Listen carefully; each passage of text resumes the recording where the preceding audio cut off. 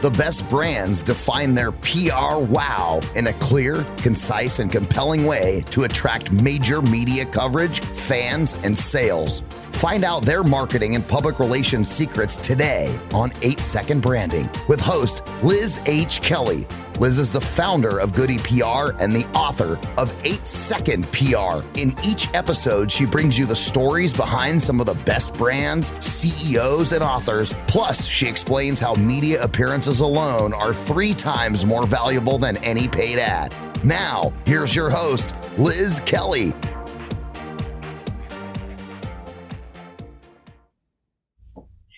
Hello, this is Liz Kelly with a really exciting episode of 8-Second Branding, the podcast, because today we have a author publicity rock star, Steve Harrison, who is the founder of the National Publicity Summit, Author Success, and the Quantum Leap program. And he has launched authors such as The Rich Dad Poor Dad with Robert Kiyosaki and Chicken Soup for the Soul with Victor Hansen and Jack Canfield. So Steve, welcome to the show. Oh, Liz, great to be with you here. Obviously, anytime we can talk about publicity and getting the message out, I love it. So thanks for inviting me.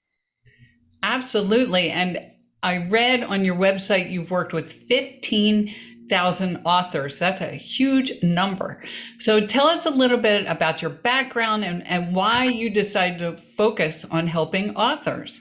Yeah, well, it's funny. My very first job in high school, I actually was writing as a high school student for the Gannett News. And so I learned a lot about journalism. I'd cover things at the high school, and sometimes I'd interview certain people that were coming to town.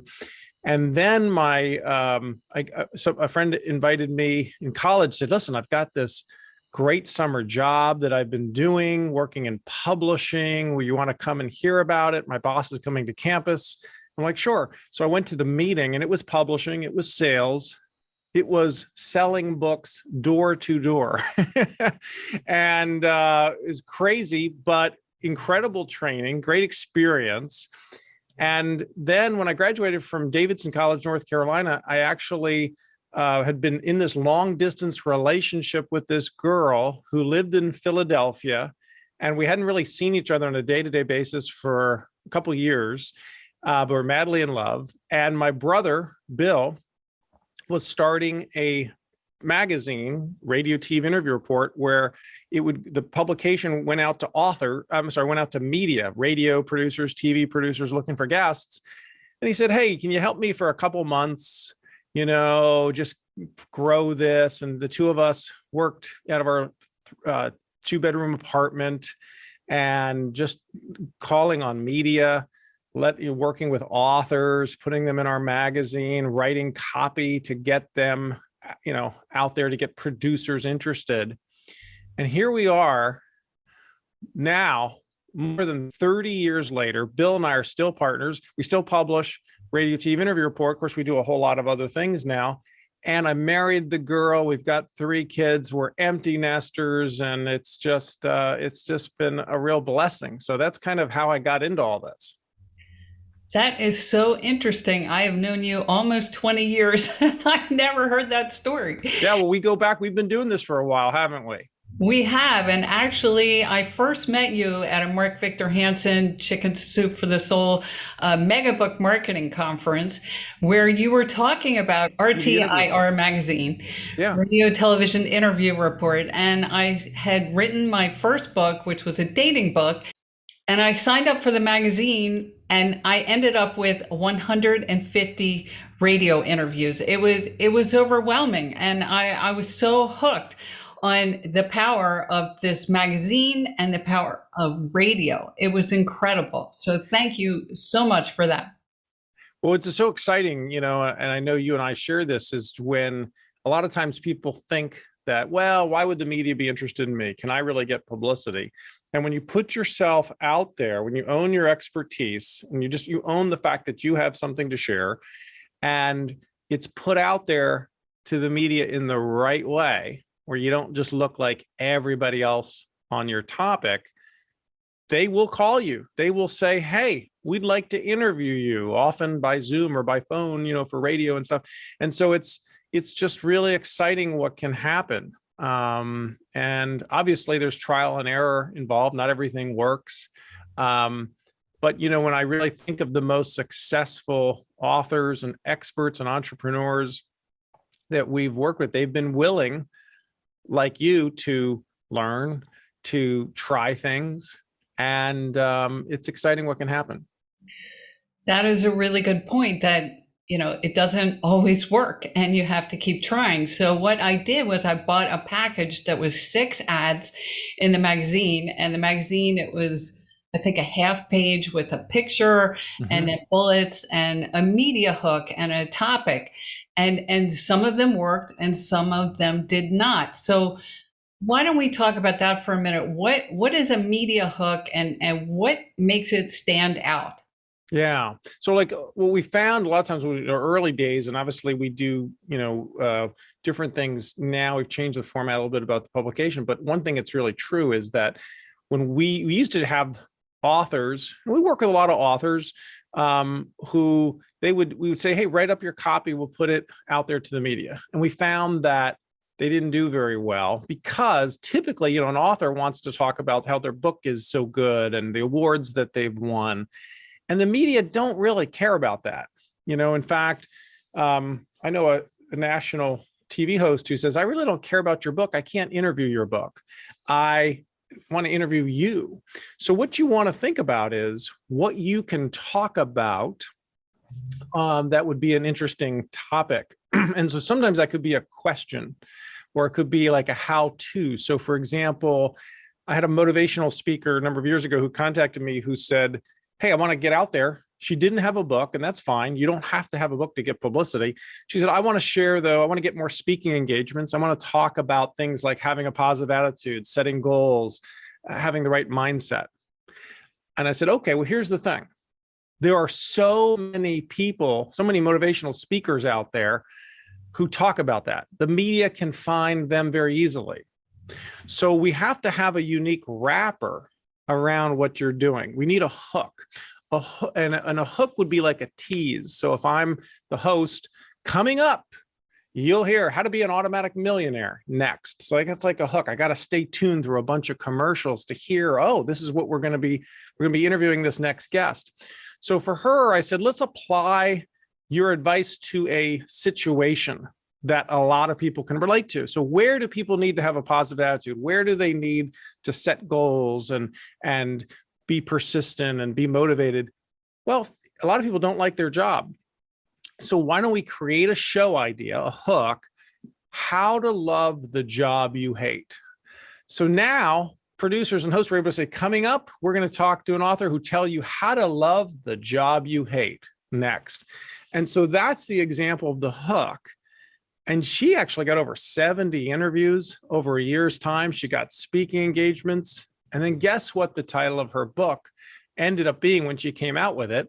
How to Love the Job You Hate, because she was a proven winner. And what I get excited about is just seeing, because initially, sometimes you'll try things and they just don't work. And all of a sudden you come up with a new hook and it can explode. And that's, I think, one of the things I love about what I do is that changing the words, the person didn't change, their expertise didn't change.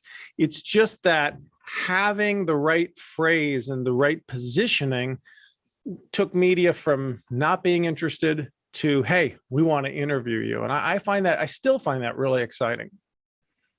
That is such a great story. And one of the things I love is you said that the producer doesn't want to interview somebody about the book.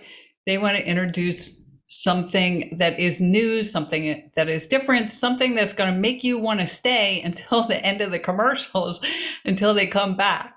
And this is something I think a lot of people don't get. And it really is about, how do you put that wrapper around, and what is that package? I had a great a client who had written all these leadership books, and lots of people have written leadership books.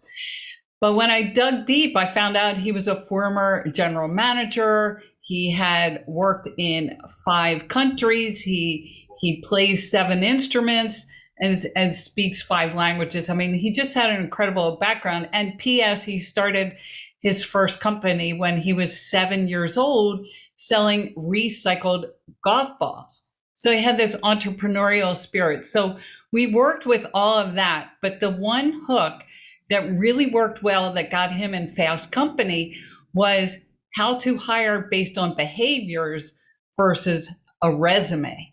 And he had done so much hiring. So he had come up with this formula on how to interview to learn about people's behaviors versus the resume. And Fast Company loved that. So it's brainstorming. I say you always have to be brainstorming what is a new and unique way to present your story to the media.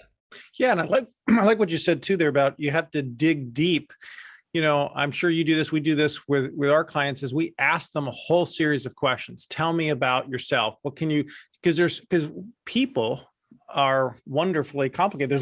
They've got all these things they could talk about and they don't realize there's a lot they know about. And just in your example there, right, where he had some innovative things he was doing in his company, that was just, that can be a hook. You know, there could be, you know, the fact that he plays 7 instruments. There are music podcasts he could get on and talk about, you know, how playing 7 instruments. There's all these different aspects. I think one thing that we find too is that it's very hard to do this on your own because I love the phrase, it's very hard to read the label on the outside of the bottle when you're inside the bottle, you know, and it's like we can give advice to everybody else, but when it's ourself, we're so close to it that we need that other expert to say, you know, this is something you could talk about here. And we believe in having multiple hooks, right? So, you know, what are 4 or 5 possible hooks? It's like one time I went fishing. I don't do a whole lot of fishing, but one time I went fishing at Johnny Mercer's Pier in Wrightsville Beach, North Carolina, and they gave me, I rented a rod and everything. And the rod had 5 hooks on it, put bait on all 5 hooks. Within 20 minutes, I had caught fish. You know, same thing with catching media, have multiple hooks, which are really like teases, you know, how to love a job you hate. Wow. That you've got to tune in. You got to say, hey, let me check out that show. Let me wait through some commercials or let me go to page 89. What are they going to say to really build the anticipation? You just brought up so many more great points. And I interview our clients and I interview them for like an hour and I just keep digging deeper. And I've found when I've been on the other end as an author, a lot of media, they will talk to you for an hour, but then they'll put a paragraph about you in a story. And Yes. that always baffled me. Why are they talking to me for an hour? But what they're doing and what I do with clients is I'm looking for that gold. I'm looking for the magic in their story that makes them unique and different. And I know that all of your programs do that too. And it's so important to look for that gold. Yeah. And, you know, the other thing, it's really true that like a media person could interview for a long time and just run a quick blurb about you, which is very common. They're going to run what they want to run. One thing we've found that's helpful is if you got to focus on giving that journalist a good story, focus on serving them, even if it's recommending other people or giving them other research or stats, just really focus on serving them. But if you also do a good job of speaking in sound bites where they go, oh my gosh, there's just great stuff here. Sometimes and sometimes you could even suggest to them, hey, why don't you do a sidebar here, which is like a little box in a magazine or book with some tips, and they'll tend to give you more space now, more credit. And that can be a great way where even if they're just looking for a quote, they decide sometimes because you're such a good interview to do more with you. That's an excellent point. A lot of people don't even know about sidebars.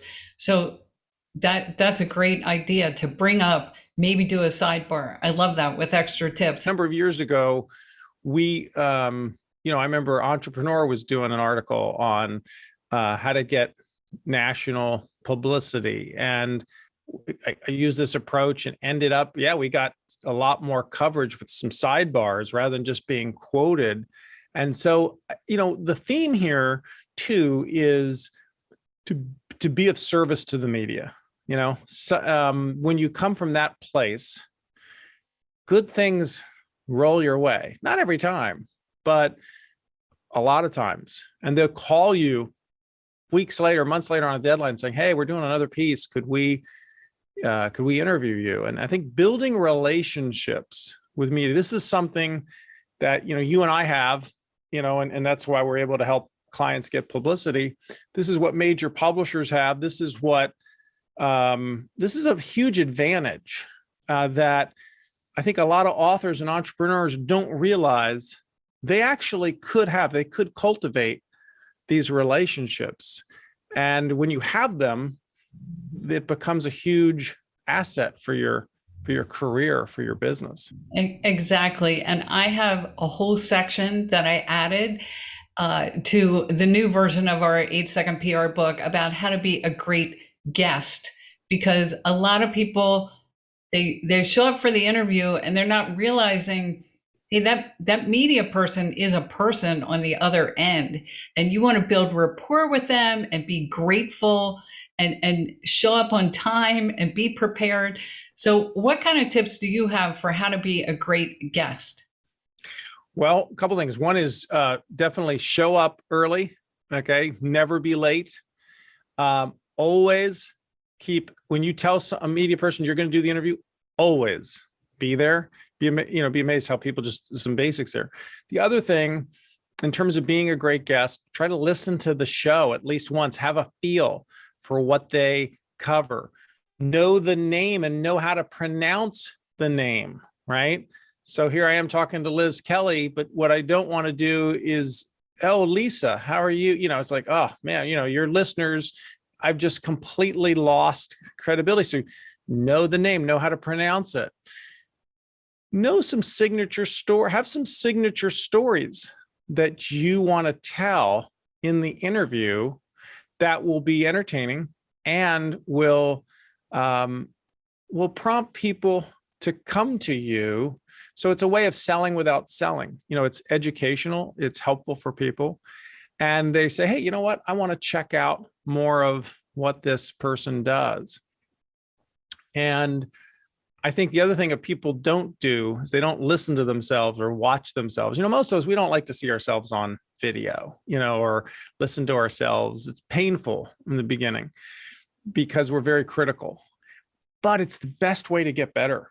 It's the best way to say, hey, you know what? I know I'm speaking a little too slowly there, or I'm not looking you learn a lot. And for TV, I would definitely suggest people get some media training, because there are things like, on TV, you want to connect with the host. You don't want to be looking at the camera. Typically, you want to be looking at the host and connecting with them. So many great points in that, and thank you for sharing that. And yes, it's all about having a conversation. It's not about you. It's about having a conversation with that host, but also with their audience, and how can you help their audience? Yeah. And then, some other things, for example, are things like, don't keep saying in my book. A better way is, if you've got a book called How to Lose Weight Fast, in How to Lose Weight Fast, this is why I actually share 10 foods that can boost your metabolism. One of them is spinach or whatever. So you're just kind of like, it's because people come into that interview, they're hearing the name of the book without it seeming like a big commercial. You're giving value. Excellent point. So let's shift a little bit to the National Publicity Summit, because I just went to that and I love this summit.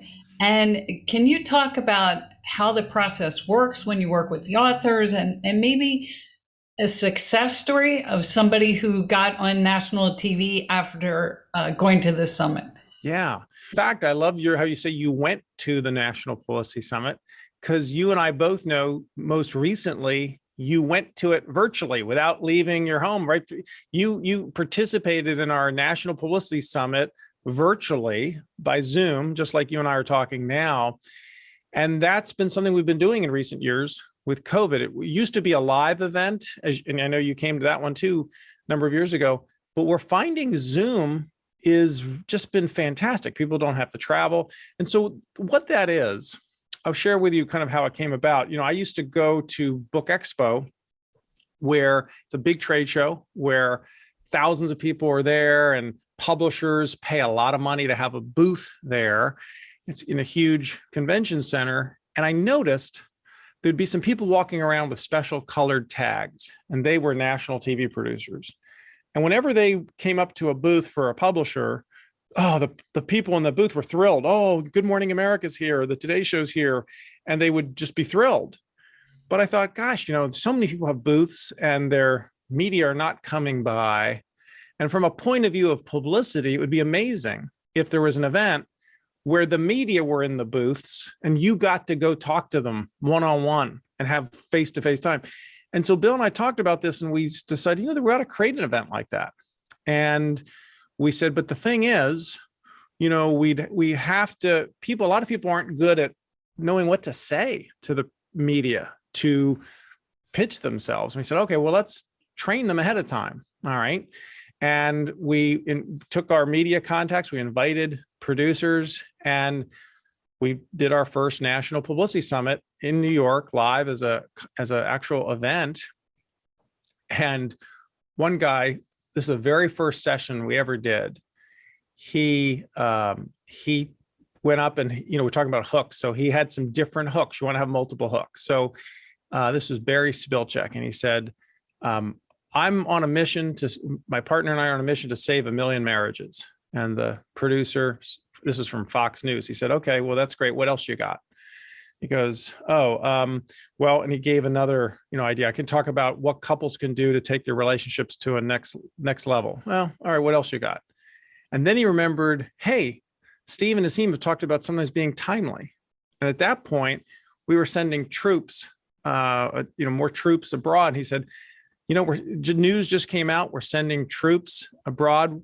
Why don't we do a show on what to say to the person you love if you know you might never be coming back? And the producer from Fox News said, can we have you in the studio tonight? So it just, you know, and that was our very first summit. And it was just such a great example of how when you have the right hook and you're there face to face, makes a big difference, huge difference, changed everything. So, and sure enough, he got on Fox News with that. So what we do now, we do the same type of format, but it's all by Zoom. And we have podcasters, we have writers, we have producers from, for example, our most recent summit, we have producers from The View, from the Today Show, you know, people who write for the New York Times, people who, have podcasts. We have actually 75 media, and we limit this to 65 attendees. And it's just really, you know, exciting what can happen when we call it speed dating with the media, because we train you ahead of time and we're giving you a few minutes one-on-one with everyone. And we even give you the description of what that media person looks for. We literally, what their format is, what makes them say yes. And it's just been really, really fantastic. You know, I just yesterday, I was doing a webinar and somebody called in and she said, listen, I got to tell people about the summit because you explained it all, but it was hard for me to picture. And I just have to tell you, I came 4 months ago. Her name is Kim Sorrell. She has a book called Love Is. And she said, I came 4 months ago. I just did my 31st interview. I've done radio, I've done TV. My publisher, I'm selling a lot of books. My publisher, as a result, we did a $7,000 print run. Publisher says, oh gosh, you know, we've got to print more of these. So publicity can create real momentum. And when you can get in front of the media face to face and get out of the pile and meet them in person, it's amazing what can happen. It really is. And I loved going in person. I went in person, I think, for the first time in 2006 for my dating book. And then now I've been going actually as a publicist. So I just want to stress that to the listeners, that you can go as an author or a publicist. And what I love about the Zoom format is that you're given 2 minutes to pitch. And so it's a great practice as you go through it and you're meeting the 75 different media. And this is, by the way, over, I think it's 6 different sessions. So it's not all in one day, but you're meeting them and you're getting momentum. And I remember after the first session last time, I went back and I updated my one sheet with revised pitches, because you get to talk out loud about your pitch. You get to see their reaction and hear their reaction. And it's just an invaluable summit. So definitely check out nationalpublicitysummit.com. I highly recommend that. And you were also asking like recent stories. You might have been at the event recently. We had a husband and wife team where they have a company. They don't have a book yet, but they have a company that is called Start New, NOO.com, Start New. And what they do is they help college students pay back their student debt by doing volunteer work. They get sponsors who will say, hey, if you, Joe or Joanne, college student, will do some volunteer work, we'll pay you, we'll help pay down your student loans. It's an amazing company. And what they did, a formula that we teach a lot of times is share your story. Media, when you have an interesting story about why you started your company and how it helps people, a lot of times that can get you major press. And they got on the 3rd hour of Good Morning America just because they met the producer. They were able to tell the story. They are getting all kinds of now new business. And you and I both know, once you get on, I've seen this again and again, once you get that first big break and you get on TV the first time, now other producers are calling you and you can become a repeat guest and get invited on even more TV shows. Absolutely. I totally agree. And one of the things that the producers talked about during the National Publicity Summit is that they all want to see video of you, and they prefer seeing you on a TV interview. So don't discount local television. I have had so many clients get on local TV, and it's invaluable because then you can send that clip to the national producer, and then they may have you on. Now, in one case, we had a client, I'll just share briefly, on the Today Show, and it was huge. And it was the client plus one of their clients. So it was like a client with a testimonial.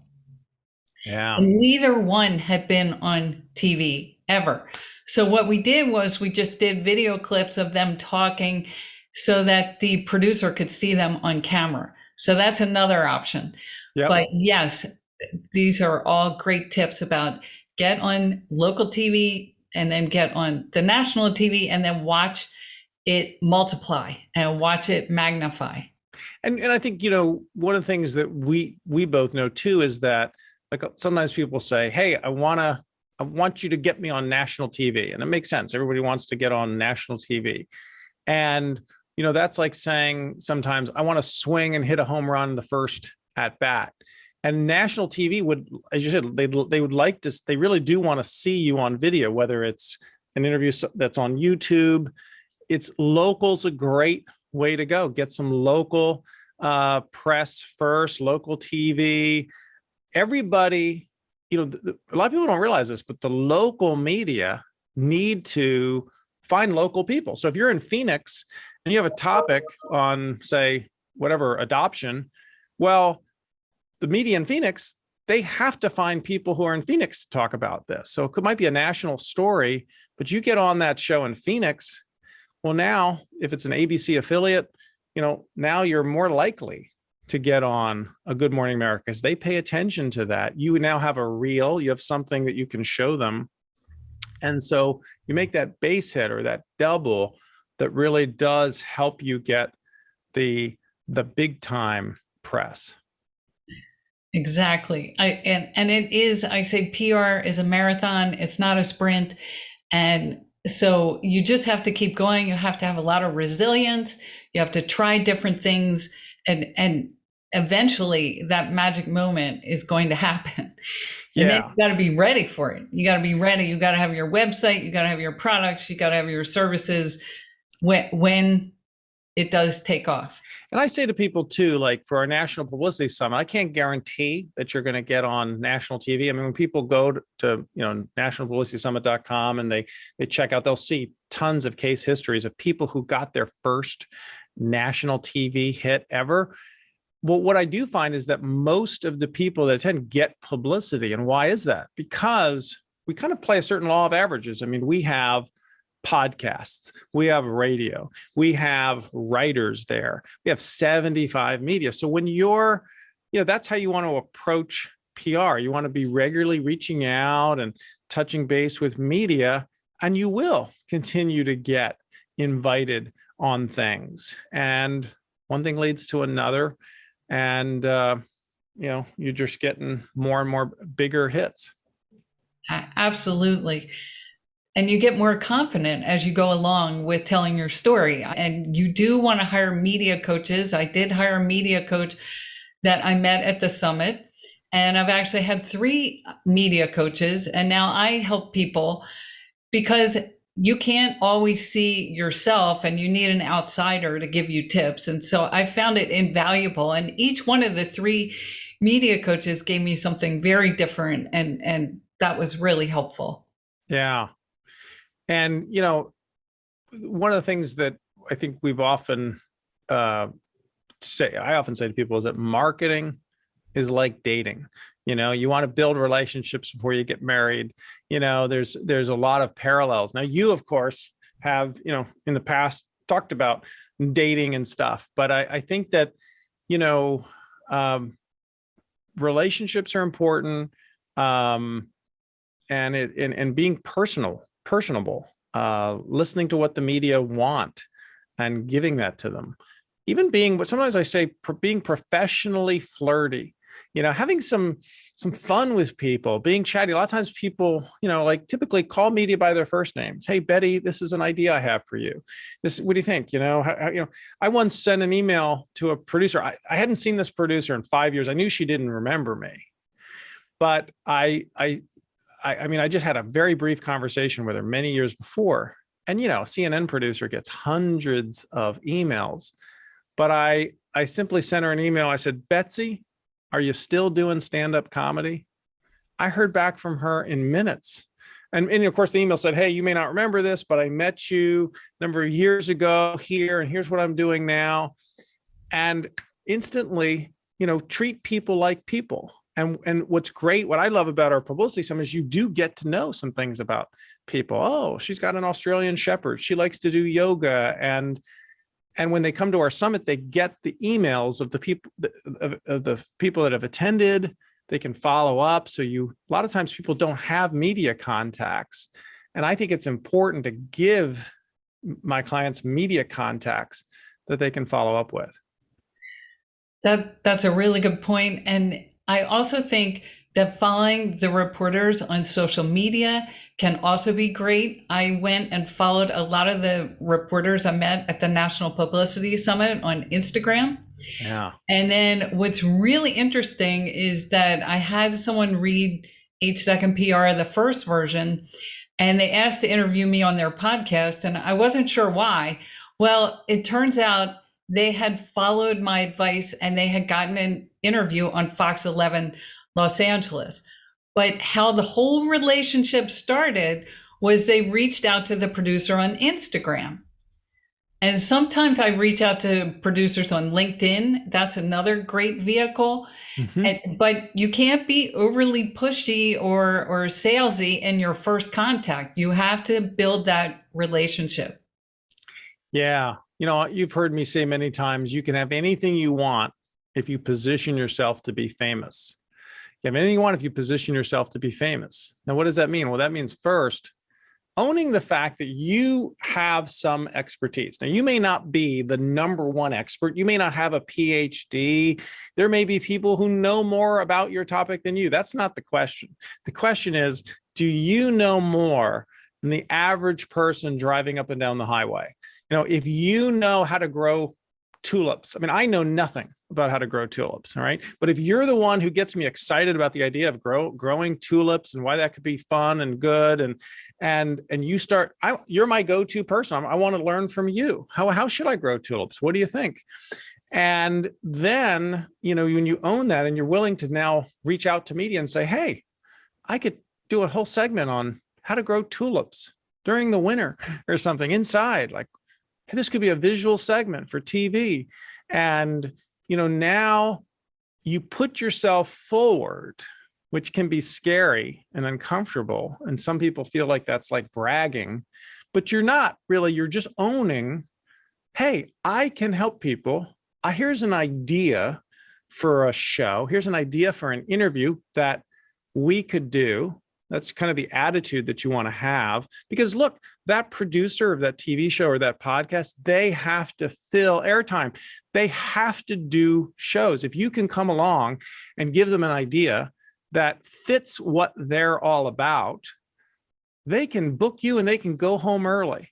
And so there is very much of a win-win here when you learn how to think like the media. And that's the important thing, is to really, don't go to them and say, I have this award-winning book that's really great on how to grow tulips. It's like, well, what's the hook? So yeah, that's the really come from a place of how to serve them and how to think about creating a segment around your idea.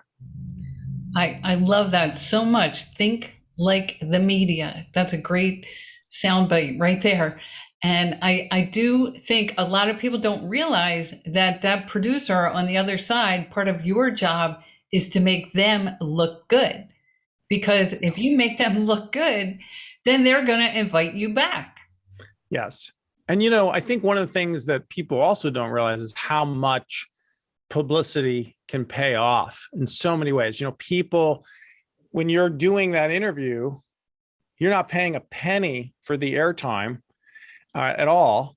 And, the way it works is you give information. Generally, the media are going to, you can have anything you want if you give the media what they want.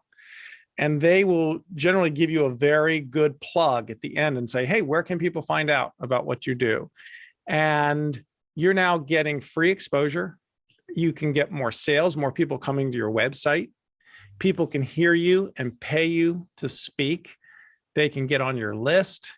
There's also other people, other media who hear you, who say, hey, I heard you on that podcast. I saw you on TV. We would also like to interview you.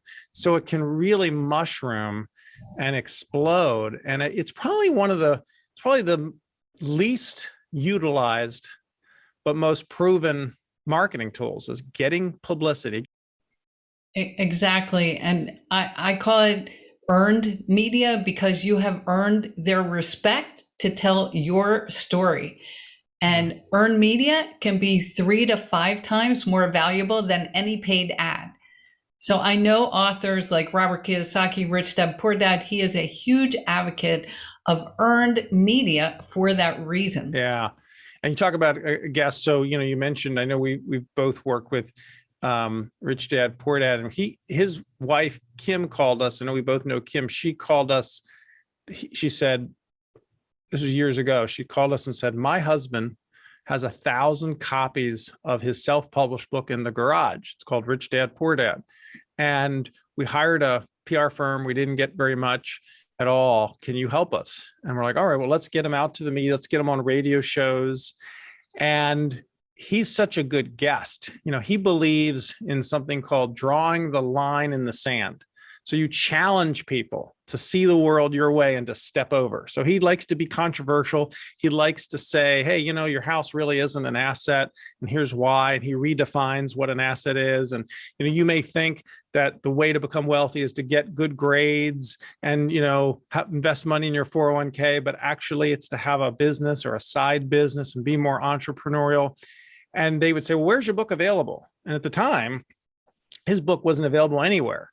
But he would say, oh, my book's available everywhere, and it wasn't available anywhere. But he knew that people would start asking for it, and they would start, asking for it in stores and ordering it. And we helped him sell his first 250,000 copies, and he hit the New York Times bestseller list that way as a self-published author. So that's a monumental task. And then, of course, now he's sold well over 30 million copies. And I once asked him, I said, did you know, Robert, that you were going to sell millions of books when you were writing it? He said, no, I just wanted to do the best job I could and give it the best chance. The other interesting lesson from him, I think, is that, as you and I both know, Liz, he has a game called cash flow. So he likes to hold his book up and say, what is this? And people say, it's a book. He says, no, it's a brochure. I wrote the book to sell the game, which is prominently mentioned. And when he was first doing it, he was selling the game for $195, and you can get a higher price for what you're doing when people see your expertise in book form, through publicity. So as we both know, he's very much of an entrepreneur in all of this, and just a great example of a lot of things we're talking about. That is a really great example. And one of the things that I talk to authors about is that your book really should be a lead generator so that it attracts more business to you. So every time we have a call, I say, chances are your book sales are not going to pay our monthly retainer fee. So what else are you selling? What are you working on? And Robert Kiyosaki's CPA, accountant, tax strategist, Tom Wheelwright, has written a book called Tax-Free Wealth. And I worked with Tom for over 5 years doing PR, because that book is the number one way his company gets clients. And then he can charge $15,000 for a tax strategy by selling one book. So it's not about the book. It's about the book being the lead generator and him being an expert, because he can talk about all kinds of tax tips, and taxes are always changing. So it was a never ending thing to get him in the media.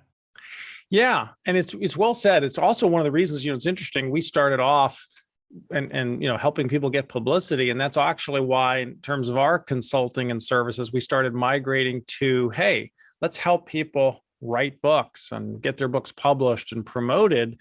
Because when you look at it the right way and you say, hey, having a book helps me get publicity. Having a book can be a great way to get leads like you mentioned, in his case, he's in a position, he's set up because he has a business behind the book.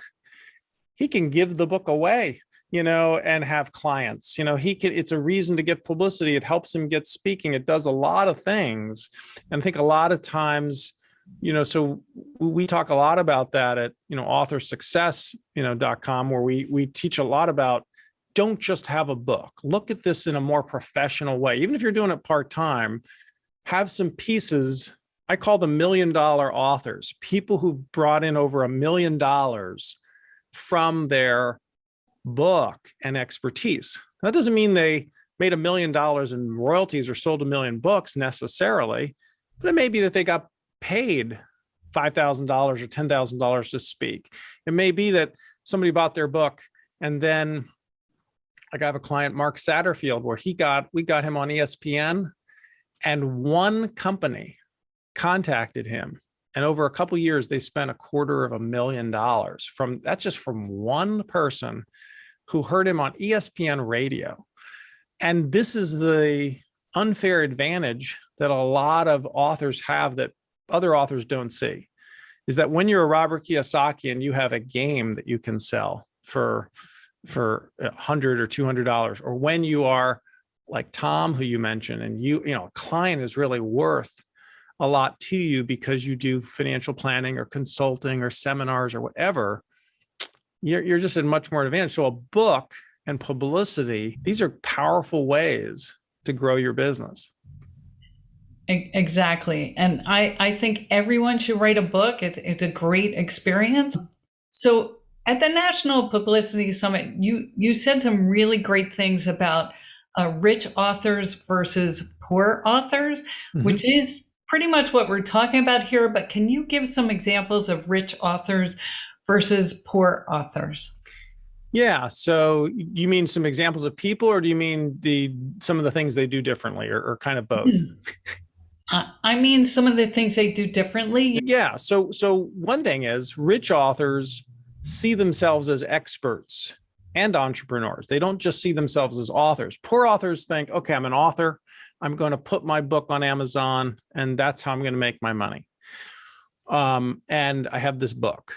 But rich authors say, well, hold on, I'm an expert. I can talk about different things. I have advice to share, and I can be sharing that in different forms through publicity, through consulting, maybe coaching.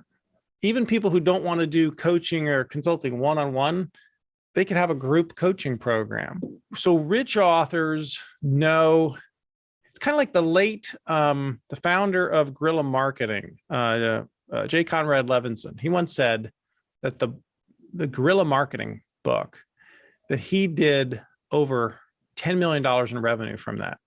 Now, he said the book royalties were only $35,000, but the coaching, the consulting, the workshops, the spin-offs were the remaining 9,907,000, whatever it is, it's like that is where the money is. And rich authors see that. In other words, they don't have to be a mega best-selling author to get rich. They could sell 10, 20,000 copies. And if they're positioned right, through the other things, they're making more money. Now, I realize that, most, and I'm really this way too, is, most of us, certainly most authors, they're on a mission. Sure, they want to have more money coming in, but they don't typically say, I want to write a book and get rich. Okay. But here's why this is important, is when you are set up.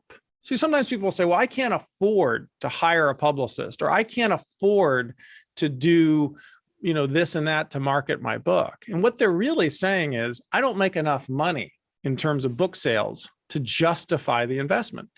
But when you know that someone who buys your book can spend more with you. So I'm thinking, for example, of like Perry Marshall, very good marketer. We helped him get a book deal. We matched him with a literary agent. He got a 3-book deal with Entrepreneur Press. Has since sold over 250,000 copies of his book. But early days, we said to him, my brother said, listen, I've got $1 million idea for you. You've done this book on Google AdWords. Why don't you do a coaching program? He said, well, I put everything in the book. Why would I want to do that? He said, because a lot of people are going to say, first of all, a lot of people aren't going to read your book. We all buy books. We don't read them, plus those that do read them are going to want to know, how do I apply this even more to my business? And we did a fun little bet, said, listen, why don't you go for it? And if you once you bring in $1 million from this group coaching idea, would you just be kind enough to make a donation to an inner city school that my brother was on the board of? And a couple of years later, sure enough, Perry made that donation. He said this was a true $1 million idea, because he would just take a group of 4 people for a high-priced coaching program, I think for 2 days. And this is the thing. This is where the extra $1 million is. Could be an online course, could be a coaching program or a workshop. And you may not know what it's going to be. When you engineer your book to become a business, to become a following, things like putting in your book certain things that get people on your email list. Boy, now you have a book. You don't just have a book, you have a mechanism, something that's getting people on your email list, so you can let them know about a workshop you're going to do or something else. That's really what rich authors know that poor authors don't. Another thing is the rich authors don't just try to sell one book at a time. They try to sell books, I call it selling books by the truckload, where maybe you get a company to buy your book in bulk and give it away as a premium. I once went to the vitamin shop and to get some vitamins, and they said, hey, if you buy, instead of buying 1 bottle of vitamins, if you buy 2, we'll give you a copy of this book.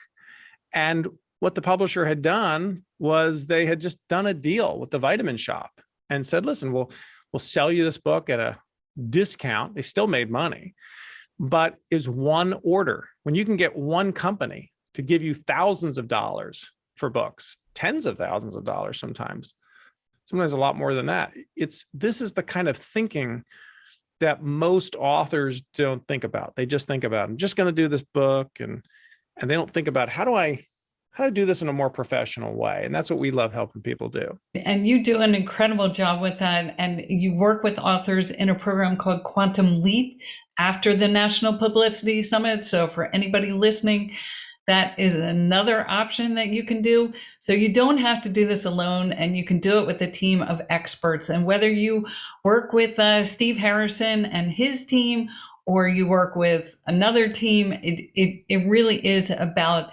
investing in a book as a business and really taking it to that next level. So it does magnify and multiply. So we can't thank you enough, Steve, for being here today. And we just want to wrap up by give you the opportunity to get any last words in on where people can find you and all that good stuff. Yeah, well, no, thank you so much. This has been fun, and I appreciate all your kind words coming from you. It means a lot. And, one thing we always believe in offering people something when you do any kind of interview. And certainly, people can find out more about us at nationalpublicitysummit.com or authorsuccess.com. But I'll give you, there's some free things I can give your folks. For example, I've got, I'll give you a website in a second where you can get 3 sample publicity pitches, one that got an almost instant response from the Today Show producer. I'll give you an ebook called Formulas for Fame, which has 501 proven publicity hooks and headline formulas, plus a training with 4 veteran TV producers on how to get booked as a guest on top shows. And I'll give that to your folks because I know they're really serious, Liz, about publicity and marketing. And they can get that if they go to www.bestsellerpublicitytools.com. That's www.bestsellerpublicitytools.com. That is incredibly generous. Thank you so much. And please, all the listeners out there, make sure you go to nationalpublicitysummit.com, authorsuccess.com, and say it again. Bestsellerpublicitytools.com. You'll get those 3 things I mentioned, the free ebook with formulas, headline formulas and strategies, and the training with the TV producers on how to get on TV, and some sample publicity pitches. And that way you'll get on our list and find out about other things we're doing at bestsellerpublicitytools.com. Thanks for the plug. Absolutely. And don't even hesitate. That is just an incredible offer. So please go to bestsellerpublicitytools.com today and please follow Steve Harrison and send us feedback if any of this is helpful, because Steve and his brother Bill really changed my life and the life of 15,000 authors. So this is good stuff. Thank you, Steve. All right, my friend. Keep up the great work and appreciate the interview here. Absolutely. Do you want to increase your sales and word of mouth marketing by constantly being in headline news? Instead of getting lost at a big agency, Goody PR specializes in VIP service, where making your business look good is their top priority. Goody PR founder and best-selling author Liz H. Kelly has been there, done that, and built a team of PR professionals who have booked thousands of major media interviews for clients, including The Today Show, CNN, Fox News, BBC, NPR, and many, many more. Let them partner with you to find ways to magnify your brand so it emotionally connects and reaches your ideal audience. And the best part is that media interviews are 3 times more valuable than any paid ad. What are you waiting for? Email info@goodypr.com today. Set up a call to discuss how to get your story and business moving forward. That's info@goodypr.com. Thank you for tuning in for this edition of 8-Second Branding. Keep checking back for new shows featuring your host, Liz H. Kelly, on the Voice America Business Channel.